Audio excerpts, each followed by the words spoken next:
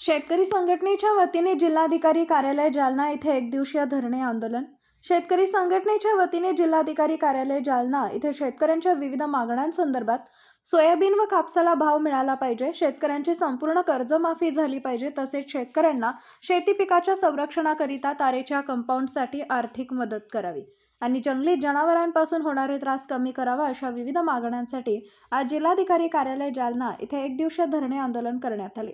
यावेळी शेतकरी संघटनेचे पदाधिकारी व शेतकरी बांधव उपस्थित होते। मराठवाडा 11 न्यूज साठी प्रतिनिधी तुकाराम राठोड, जालना। संपूर्ण कर्जमाफी झालीच पाहिजे। आज जिल्हाधिकारी कार्यालय जालना या ठिकाणी शेतकरी संघटनेच्या वतीने विविध मागण्यांसाठी या ठिकाणी आज एक दिवसीय धरणे आंदोलन या ठिकाणी सुरू आहे। कारण शासनाकडून शेतकऱ्याची प्रचंड अशी लूट सुरू आहे। कापसाला भाव नाही, सोयाबीनला भाव नाही, कोणत्याही शेतकऱ्याच्या मालाला भाव नाही। मुद्द्यावर शेतकऱ्यांची प्रचंड लूट या ठिकाणी शासनाकडून सुरू आहे।